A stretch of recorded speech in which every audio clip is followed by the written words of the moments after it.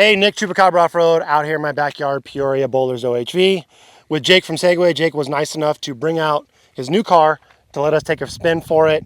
Perfect area for me to come check it out because I've driven pretty much all the modern sports side-by-sides out here. Yep. But real quick, Jake, give us some of the high level about the Super Villian. Cool, man. Yeah, so the Segway Super Villian. Some of the high level stuff, we're looking at 235 horsepower from factory, 280 foot-pounds of torque. It's got 3.0 Cayman suspension all the way around. A lot of cars in the same category have 2.5, so that's a nice little upgrade right there. You do have high speed, low speed, and rebound adjustment. Stock, the cars are going to come with 32-inch O-bore tires on 15-inch bead locks. You're going to have an 11.9 gallon tank. You're going to have multiple driver modes, tilt wheel, telescoping tilt wheel. One cool thing about the car is it does have a torque converter, like a traditional automotive style transmission. So you're gonna have a 7-speed transmission. One other thing that I really do like about this car that is a step up compared to a lot of vehicles out there is that it also has an alternator, not a stator. So running out of power when you run a bunch of accessories has not been an issue with these things. This is a 120 amp, 1600 watt alternator, which has been great for running all the lights and stuff that we do. But yeah, that's kind of the high level stuff. We can dig into a lot more, but depends on what you want to know. Yeah. Well, we'll go out and run it, you guys. I know you guys have probably seen some of this information, but 2,000 cc's. We've got a whole nother high-end, high-horsepower competitor in the marketplace, which is exciting. Let's go drive this thing and see how it goes. Let's do it. All right, we're getting ready to go take this thing out. We're in park. This thing has an automatic driving mode and a drive and a manual. It's upgraded seats. It's got PRP, which are not stock, so comfortable right out of the gate. Steering wheel feels pretty comfortable. Just gonna cruise up here for a bit. All right, we know this area well. We shot a bunch with MTS and all around here. It's hunted by other cars.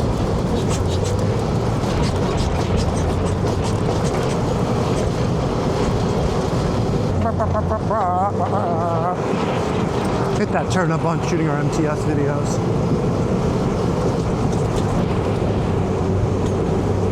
Car feels wide, heavy, and stable.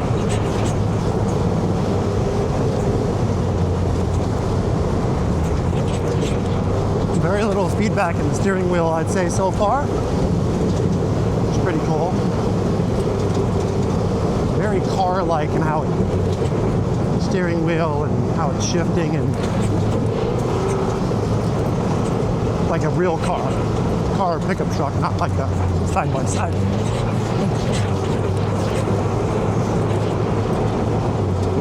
Almost feels like mid-stroke suspension-wise, there's not as much travel as other cars.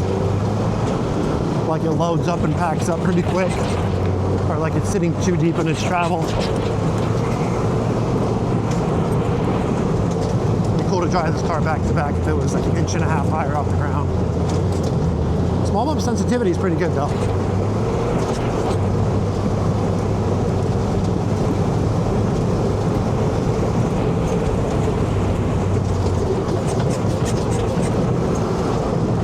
This first section's flowy, rough.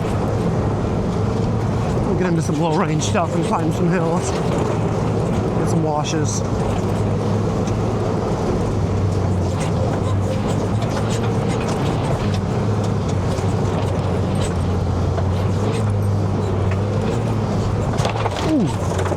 That was a big G out right there. Hit the front skid plate. Which is a sign to cruise off, chill out a little bit, right? It's the machine telling you to chill.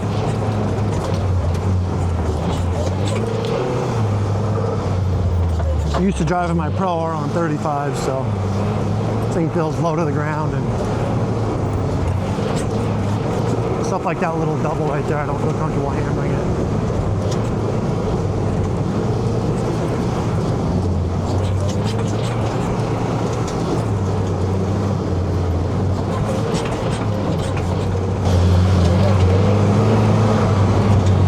I know these trails okay. You get up on these ridges and there's some like blind turns. I'm just gonna stay on the heavy traveled ones. Kind of go get lost in a good way. Ooh. definitely have to be a little ginger. Front end needs to be stiffer. I just got to slow down.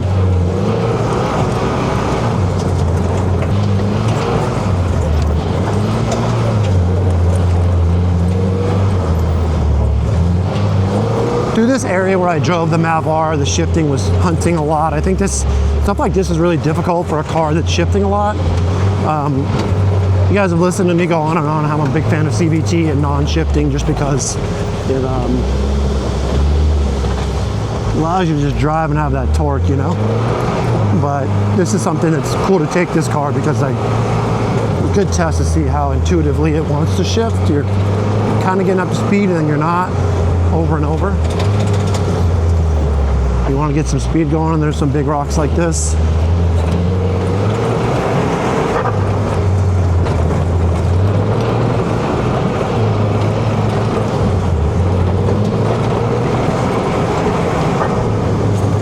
Cool sound when you get on it.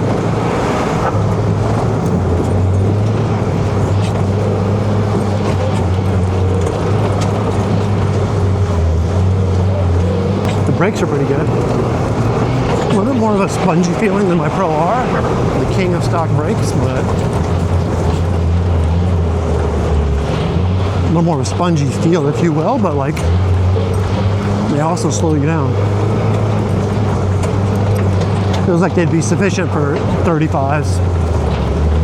Of course, if everyone bought this car, 235 horse, big heavy, everyone's going to want to put 35 on this. 35, so I'm assuming good to chat about, right? Everyone wants to have to upgrade their brakes, but obviously bigger tires put a huge strain on the braking system. And as we learned with driving the car I had before, man, you can only drive it so fast until you need to slow down. It's a big heavy unit, so feeling like they did a good job with the brake spec. I'm trying to be real ginger over this stuff because I already had 2 bottom outs. So purposely coming into stuff a little hotter than I maybe should and see how she works brake wise. All right, here the trails get a little winding. There's a climbing mode in this car as well that locks it into first and second gear. Just leaving it in drive mode.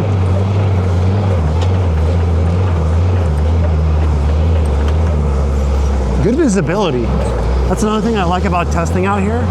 There's a lot of blind spots. Stuff that makes you like a little nervous. Can you make a tight turn? And as you can see, there's no shoulder on the left side or the right side. Like this hill up here is pretty steep, and it's nice to have a car you can see out of, and the hood is nice and low. And you sit upright more in it. I would definitely not like the Can-Am X3 laid back style, which more upright I've been a fan of just because I'm like a long time Razor guy. Let's try climb mode. All right, this is climb mode. This is a hill that's got some slipperiness to it. You just got to stay on it and blind turn at the top.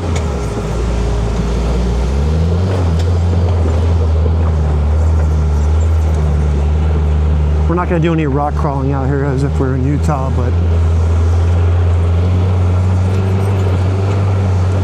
definitely good to see how she goes right here. This gets steep enough, we're having a little momentum, it's slippery.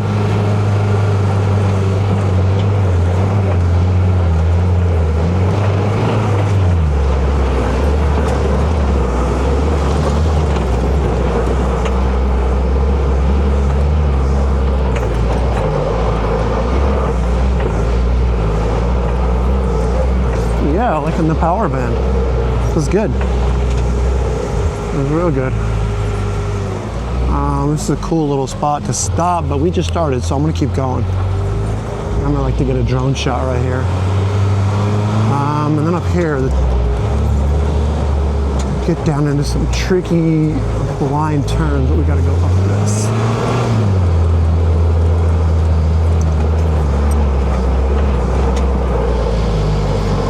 That's what I'm talking about, guys, like blind turns.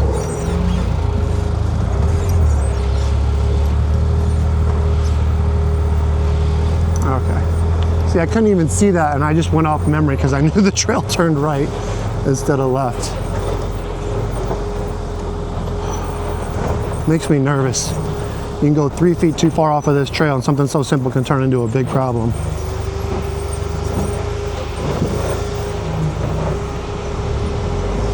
We can stay on this ridge line, but I want to get down and open the car up through some faster, flowier stuff.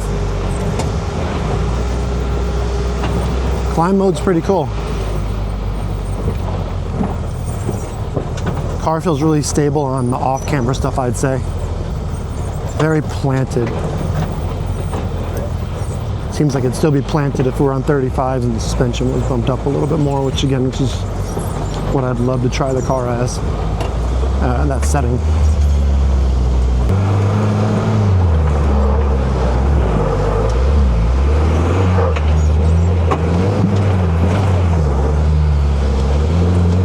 Yeah, I've been up this before. It's like, oh, it's not rock crawling, but I'd definitely call it technical. Gotta pay attention to what you're doing. Car handled it good. The front end wasn't completely locked in right there, but could hear one of the front tires spinning, but just in 3-wheel drive.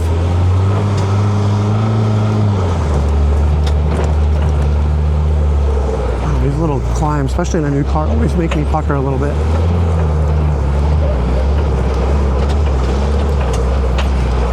See, I'm carrying a little bit more momentum up it than just to be on the safe side and not get into a scenario where I feel like I don't have the momentum. A couple little ledges. Yeah, I want to get off of these ridges here soon. But it's important that we do this, that we test it, you know? Get yourself uncomfortable, right? And then people love to do these car reviews and talk about how confidence inspiring it makes you feel. Well, like, get yourself uncomfortable. And then this trail is a little uncomforting. I haven't driven it in a while in a new car, so there you go. You see, it's pretty steep.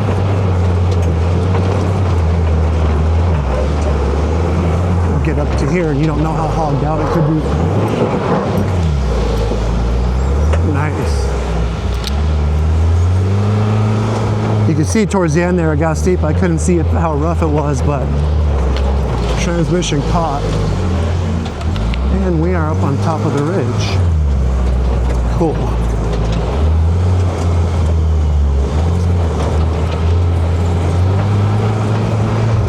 Shifting is definitely a lot less herky-jerky than the Mav-R. A lot more drivable. Right? Like, we'll see if she's, you know, the Mav-R is known for being so explosive in the sand, right? Typical Can-Am, but I think this type of stuff is what the Mav-R really lacks. It's like a car you can live with for everything, you know? Small bump compliance is really good. This thing being heavy, wide, and low feels like it's just hugging the ground right now.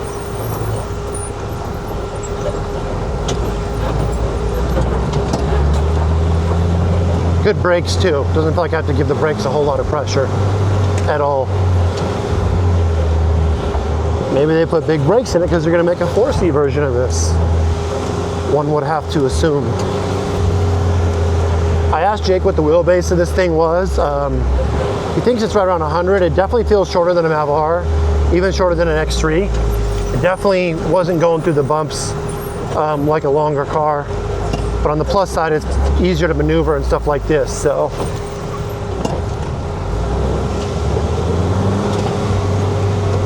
The trailing arms don't feel excessively long, like it droops out a lot. And kind of feels like you get into the mid-stroke pretty quick as well. So kind of feels lower like an A-arm car in that regard versus a big, long-legged, long trailing arm car like a Mav-R or a Pro-R.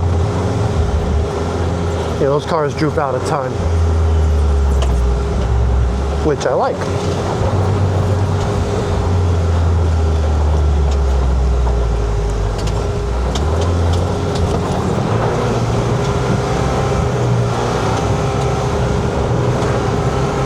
Yeah, shifting is pretty cool. Like here you can see it's kind of going, staying in a low range, but just downshifted, and then it might upshift on us going up this little choppy hill. You could just hear one of the front tires spin because we're not completely locked in, but went up that hill nicely and three-wheel drive. It wasn't too hairy. And I like that downshift was positive. In a situation like that, it's a little nerve-wracking. It didn't slow our momentum down. The shift was clean and quick. It needed a shift down because it shifted up right before. Just definitely a difference, you know. Like I said, it's really going to take a lot to dissuade me off of your standard CVT setup. But I do feel like a lot of you guys, a lot of people feel like the future is geared transmissions with these cars. And it's cool to have another player in the game now that Can-Am is the first major, obviously, brand to kind of break that. So I know a lot of you guys are really keen on that. It's a cool feature, and definitely what I'd say is a differentiating feature on this car.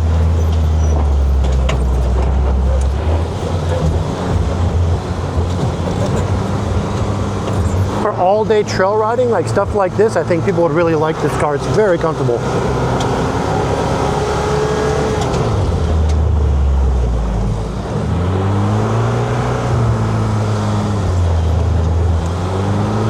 We stopped to turn around here, and I was talking to Jake about the ride height. I feel like the ride height's low, and I'd like to, like I said, raise this car up 1.5 inches would probably do a lot of good in a lot of regards.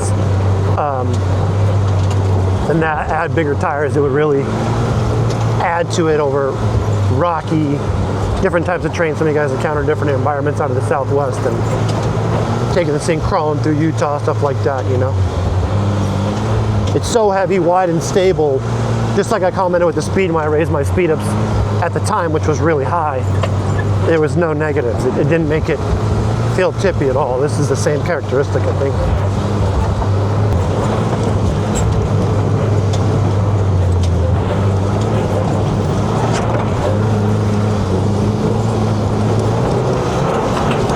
All right, we're gonna hit this in slow-mo, this section a couple times, hit this a bunch in all the other cars. I want to get some good slow-mo of how the car reacts. If I can show you what I'm feeling.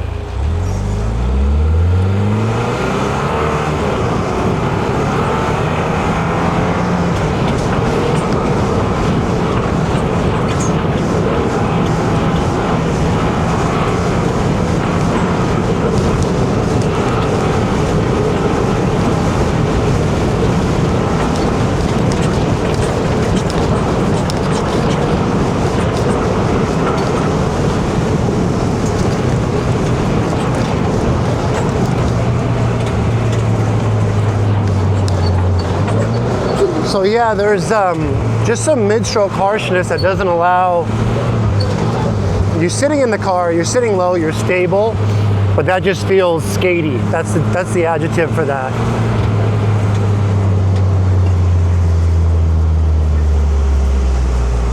Copy, will do.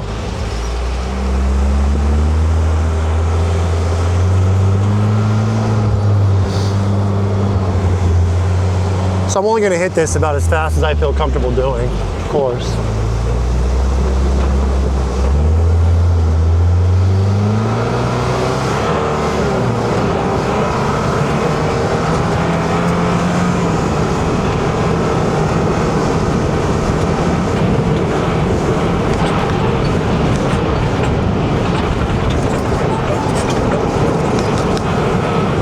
Rough out here, man.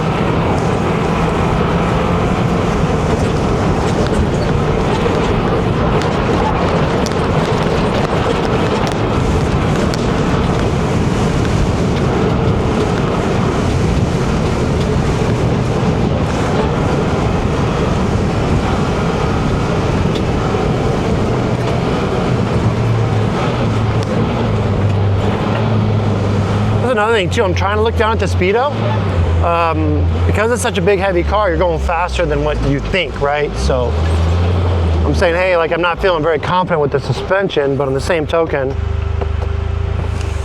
probably moving pretty good. I gotta be around 50 miles an hour through there, which is pretty respectable. I've been faster, but again, new car, new snare, everything's different. I'm just trying to ease into it.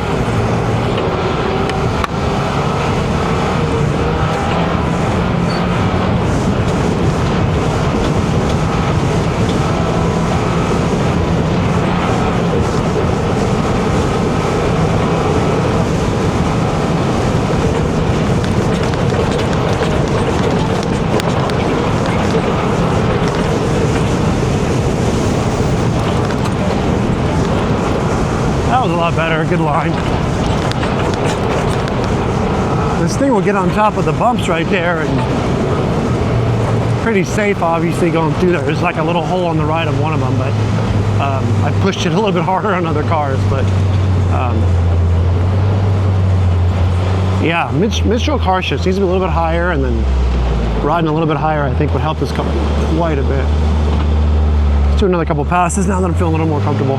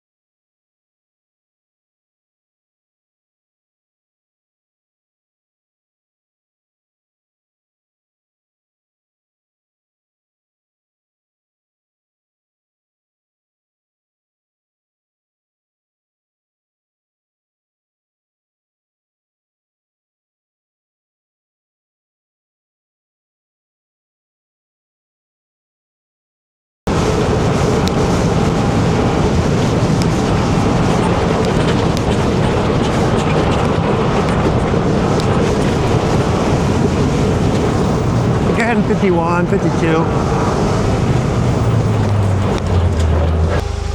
All right. I thought we were gonna be done, but Jake suggested speeding up the rebound on this, and he bumped it up a couple clicks. We watched some of the slow-mo.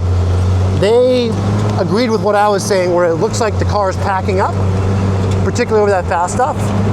So speeding up the rebound is the one adjustment we could make, and go through it a couple times and see how she feels. Which is pretty cool. I'm really stoked that these shocks have so much adjustability, so that's a big bonus. High, low speed, and rebound as a factory option is something that suspension nerds like me are all about, and you know, I think you guys would dig it too. Yeah, so adjustable suspension, that's definitely a nice feature benefit. He said these K-Man shocks are really nice for the spec they are, you know, the quality-wise. They look pretty nice, the clickers and all that. You know, I think there's a lot of tuning to be had with this car, spring rate. It's so stable and it's got a lot of power. So the suspension is not up to par with that, what I'm feeling so far. But luckily is, you know, the tuning gods can work their magic and come up with something that's really gonna allow this car to shine.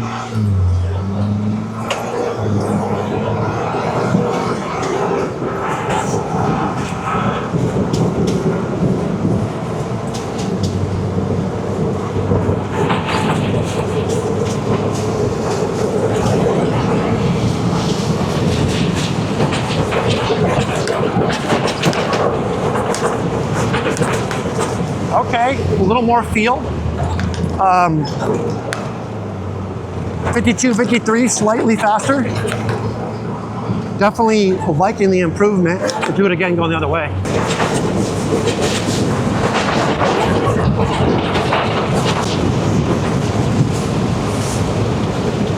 Yeah, 53, slightly faster, felt good. Better. Don't really want to push it much faster. For me right now. All right, guys, I had to film this section because it's fun and flowy. This car's got plenty of power, man. Talk a lot about the suspension, but power is very impressive. This is automatic mode. Power and brakes. This thing gets going. Fun in the sand. It's crazy how much power makes it a low RPM. Look how stable it is. Very good manners. No steering feedback at all. I'm really stoked on that. Well, big ditch on the outside. Ooh, a single track. Go explore that on the dirt bike.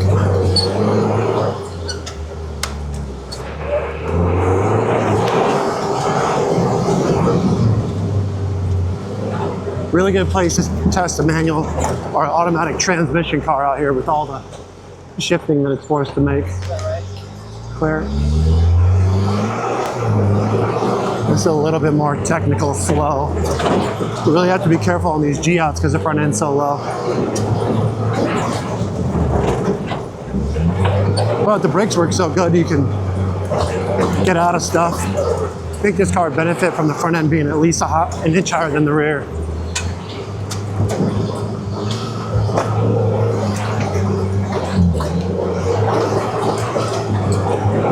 These old bore tires definitely adding some grip and some cush to the small bump. The sped up rebound feels better all around too.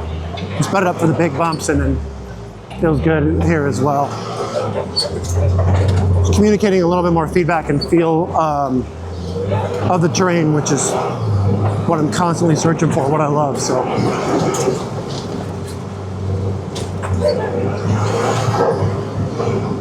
You hear the little turbo blow off once we get on it. Pretty cool. These guys aren't playing around with a 2-liter and a turbo. She feels very peppy, but also smooth. Really like the power band. Very much like the power band. Plenty of get up when you need it.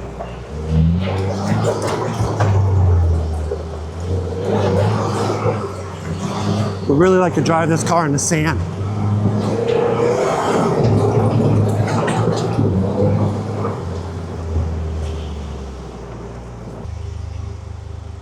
All right, we have a little smooth section. We can open it up and just see what she does.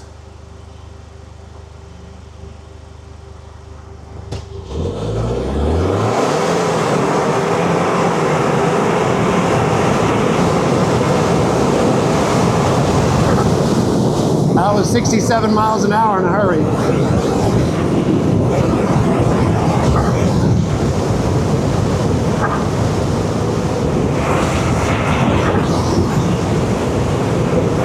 Torque down low, not as much torque as you get in the higher RPMs, but fun power band. Really fun. This type of stuff, smoother trails, this car absolutely ripped. Okay. Ah, we're end of highway. Perfect. We'll just run it back and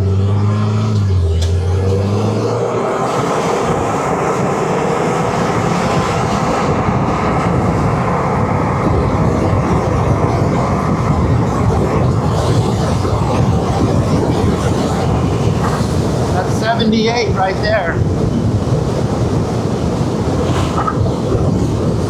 Really good. Very good.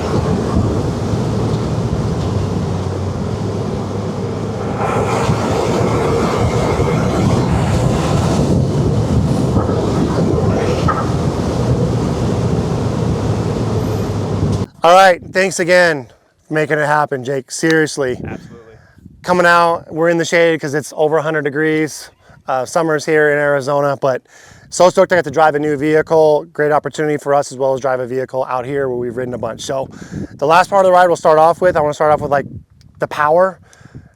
The industry is driven by power. This thing rips. We hit a flat road, we got up to 76 miles an hour like nothing. Yeah. Yep. Really stoked. I mean, you can hear the turbo, 2000 cc plus a turbo, 235. It feels like every bit of that. Yeah. Tell us about the drag race video of this versus a Malvar.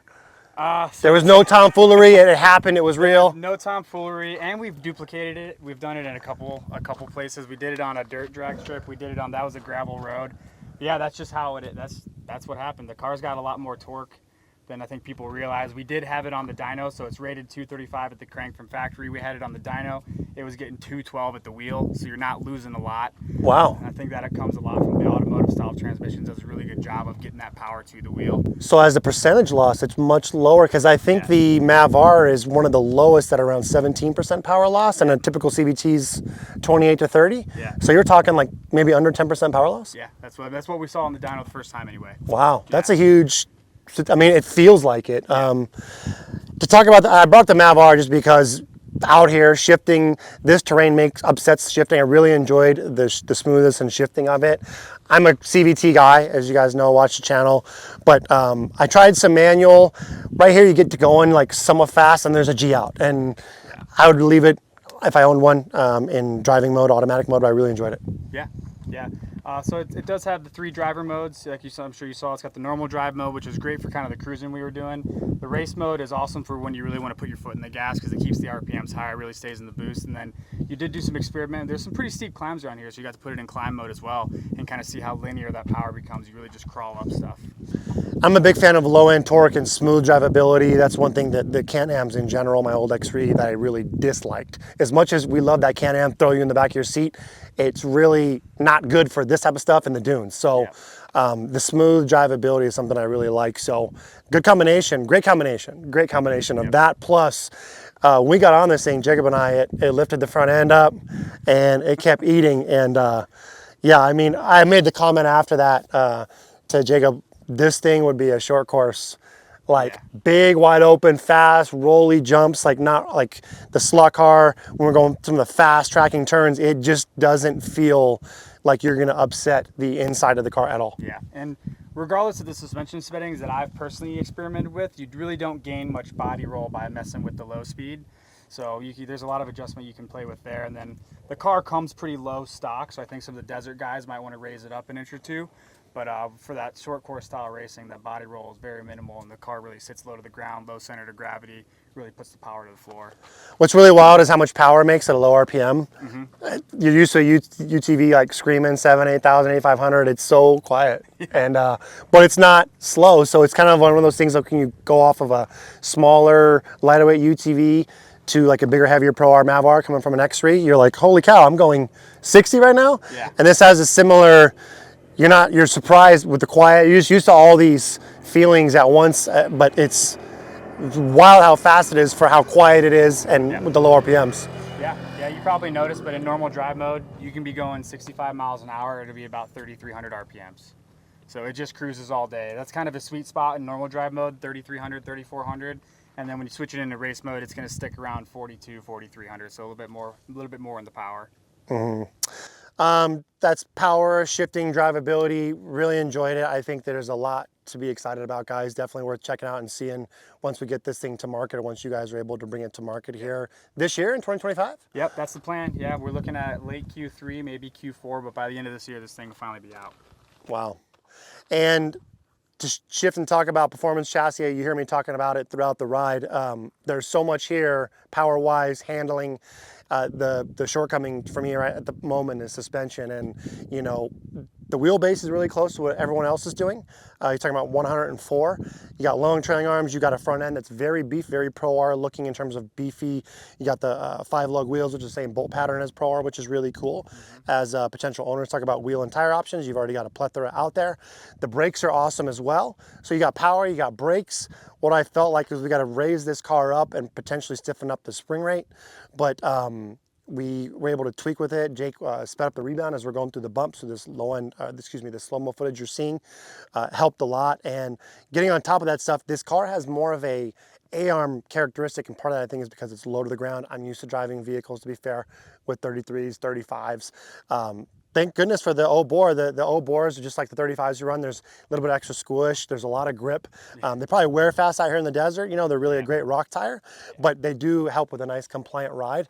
But not to take away from the small bump compliance, I really liked the feel of it. And I think that's a nice characteristic of all these bigger, heavier, you guys in the new generation. I'm calling it new generation, bigger, heavier sport performance side-by-sides of high horsepower. And it's, you know, should be noted too, we were running a PSI at 23, 24 PSI today. So it's a pretty hard tire pressure, and you still have that smooth ride through all the bumps. Yeah, I mean, I normally run like 17-ish out here. Yeah, I took your recommendation, went up higher for this heavier car. So really impressive, really impressive. Thank you again for the opportunity. Absolutely, man. It had PRP seats in it, which were super comfortable. I'm tall. The seat was all the way back. I was comfortable. Yep. If you're a couple inches taller than me, you think the stock seat is going to offer more room, less room? Like, what about a guy who's not, that the world's not built for, who's like 6'5", 6'6"? So the PRP seat, the seating position does offer another couple inches probably of leg room, especially for your knees. The taller guys in the stock seating position, the car is going to feel a little smaller than the Villian did. So we're talking about the seats. One thing I want to mention too, the drivability. I wanted to take it out here to see the visibility of some of these blind rises, and I thought you guys did a great job. It's got as good of a vision over the front of the hood as almost probably as any side-by-side, maybe even better than the Razor, which I think is better than Can-Am's. That's nice too for a lot of you guys that are not going to just rip it wide open in the desert across the country, where that's a noticeable thing. So, you know, there's all that has to work together from when I listen to different product people talk about to get that. It's almost like a back burner versus like driving, but the ergonomics felt good. The steering wheel comes in and out and up and down. As a whole, you know, that's the whole puzzle internally inside. Like, you guys like the big screen and all that stuff. It's really nice. Yeah, yeah, yeah. A lot more on the way. You know, we will have a bunch of parts and accessories coming out, both OEM. We're working with a ton of our brand partners, so you'll see stuff coming out from, you know, DRT, Rugged will have stuff. We'll see Shock Therapy's working on a spring kit already, so hopefully by the time the car comes to market, where there's already going to be a bunch of stuff that people can throw on them, because that's, you know, that's the first thing people do, is they like to buy the car and then start making it their own. For sure. Well, thank you again. Yeah, man. If there's any questions we didn't answer below, same in the comments. We'll answer like we always do. Thanks for watching. We'll see you on the next one.